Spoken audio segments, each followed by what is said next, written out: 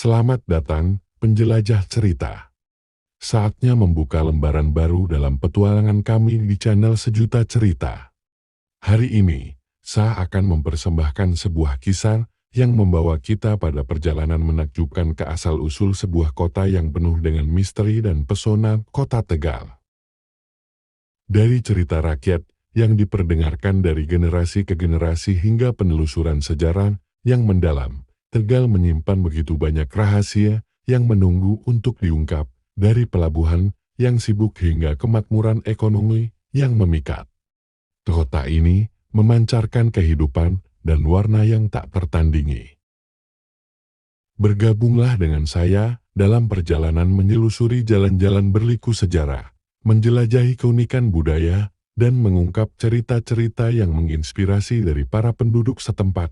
Bersama-sama, kita akan menyingkap lapisan demi lapisan dari sejarah yang kaya dan tak terlupakan. Dan tentu saja, jangan lewatkan kesempatan untuk menjadi bagian dari komunitas Sejuta Cerita dengan menekan tombol subscribe dan menyalakan loncengnya. Dengan berlangganan, Anda akan selalu mendapatkan pemberitahuan tentang setiap petualangan baru yang kami bagikan, serta menjadi bagian dari perjalanan yang tak terlupakan. Jadi, siap untuk terjun ke dalam dunia magis dari asal-usul Kota Tegal. Dan selamat mendengarkan.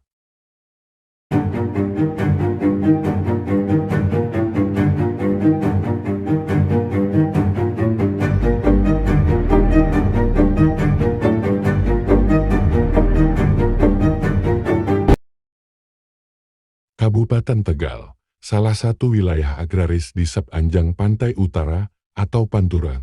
Tegal kaya akan hasil di bidang pertanian yang tidak lepas dari kondisi wilayah dan sejarah yang ada. Telatah Kabupaten Tegal yang memiliki kapasitas sebagai wilayah agraris dimulai sejak kekuasaan Mataram kuno. Bukti sejarah Kabupaten Tegal sebagai wilayah agraris diperkuat dengan ditemukannya artefak kuno dan candi di pedagangan. Ditambah telatah Tegal yang kerap kali dikaitkan dengan Kerajaan Pajan dan Mataram Islam. Kerajaan tersebut cenderung memiliki daerah kekuasaan dengan karakteristik agraris menurut De Graaf pada tahun 1986. Tegal berasal dari nama Tetigan, artinya tanah subur, yang bisa menghasilkan tanaman pertanian Dikbud Kabupaten Tegal. Tahun 1984, sumber lain menyatakan, nama Tegal berasal dari kata Teteguali. Sebutan yang diberikan seorang pedagang Portugisa bernama Tom Pires yang singgah di pelabuhan Tegal pada 1500-an Suputro, tahun 1995. Dalam sejarah dijelaskan bahwa Ki Gede Sebayu memiliki peran besar terhadap eksistensi kota Tegal. Ki Gede Sebayu merupakan seorang bangsawan keturunan Majapahit yang pergi ke arah barat dan sampai di tepian Sungai Gung. Bermula dari perang antara Kerajaan Jipang melawan Kerajaan Pajan yang dipimpin oleh Aryo Pagiri, Ki Gede Sebayu bergabung dengan prajurit Mataram bersama dengan Pangeran Benowo untuk menyingkirkan Aryo Pagiri. Setelah Aryo Pagiri menyerang dan diusir dari Keraton Pajan. Kemudian Keraton Pajang diserahkan kepada Pangeran Benowo. Setelah perang usai, Ki Gede Sebayu berniat untuk melakukan pengembaraan, meninggalkan tanah Mataram menuju arah barat. Ki Gede Sebayu berjalan ke arah barat bersama dengan para pengikutnya. Sebelum menuju tanah Tegal, beliau kemudian menyempatkan diri singgah di Desa Taji, wilayah Bagelan untuk beristirahat. Lalu keesokan harinya berangkat menuju Purbalingga untuk berziarah ke makam ayahnya, yang merupakan mantan Adipati Purbalingga, dan melanjutkan perjalanan hingga sampai menuju tepi Sungai Gung. Sesampainya di tepi Sungai Gung, rombongan bertemu dengan warga pesisir dan rombongan menemui Ki Gede Wonokusuma yang menjadi tokoh di daerah tersebut. Ki Gede Sebayu kemudian menceritakan sejarah keluarga yang merupakan keturunan bangsawan dari Seth Sekar Delima. Beliau sejak kecil diasuh oleh Ki Ageng Wunut, yang selama masa hidupnya diabdikan untuk memperdalam agama Islam. Setelah dewasa beliau dimasukkan ke dalam Keraton Pajang sebagai prajurit tamtama. Di sana Ki Gede Sebayu memperoleh ilmu peperangan dan ilmu kanuragan. Ternyata Ki Gedhowonokusuma merupakan keturunan yang sama dengan Ki Gedesebayu. Lalu dengan izin Ki Gedhowonokusuma, Ki Gedesebayu mulai membangun daerah tersebut. Dimulai dari menempatkan para pengikutnya sesuai keahlian masing-masing, kehadiran Ki Gedesebayu mulai menunjukkan kemajuan beberapa tahun kemudian dampaknya, mulai dirasakan penduduk sekitar, peningkatan taraf hidup penduduk, mulai dirasakan, pembangunan masjid dan pondok pesantren. Semua itu diprakarsai oleh Ki Gedesebayu.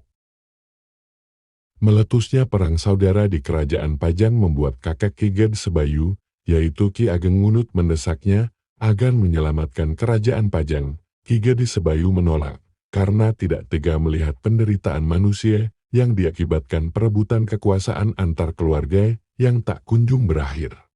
Ki Ageng melepas gelar kebangsawanannya dan memilih diam cegah dahar lawan guling atau mencari arti hidup. Banyak pembangunan di daerah tepi Sungai Gung yang dilakukan oleh Ki Gedesebayu, mulai dari perluasan lahan untuk bercocok tanam dan pembangunan saluran irigasi, daerah yang sebagian besar merupakan sawah tersebut kemudian dinamakan Tegal. Sementara itu, setelah perang saudara yang panjang mulai dingin, Pangeran Benowo diangkat menjadi Raja Pajang. Dia membutuhkan saudaranya yaitu Ki Gedesebayu untuk menjadi patih. Dia pun mengirim sebuah utusan untuk mencari adiknya. Di desa Teteguali para prajurit utusan menemukan Ki Gedesebayu. Namun beliau menolak dengan alasan dia tidak mungkin meninggalkan penduduk Teteguali. Karena alasan tersebut Pangeran Benowo melantik Ki Gedesebayu menjadi juru lemang atau sesepuh desa Teteguali.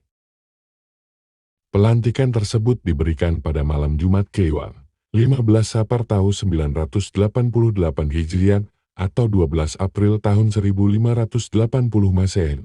Pengangkatan Ki Gedesebayu menjadi pemimpin pertama Tegal dilaksanakan pada perayaan tradisional setelah menikmati hasil panen padi dan hasil pertanian lainnya. Dalam perayaan juga dikembangkan ajaran dan budaya agama Islam yang hingga sekarang masih berpengaruh di kehidupan masyarakat Tegal. Hari, tanggal dan tahun Ki Gedesebayu diangkat menjadi pemimpin Tegal atau juru demung Tegan ditetapkan sebagai hari jadi kota Tegal. Hal ini sesuai dengan Peraturan Daerah No. 5 tahun 1998, tanggal 28 Juli tahun 1998. Ki Gedesebayu dengan misinya melakukan penyebaran agama Islam. Beliau merupakan seorang ahli agama yang telah membimbing masyarakat dalam menanamkan rasa keimanan kepada Tuhan Yang Maha Esa.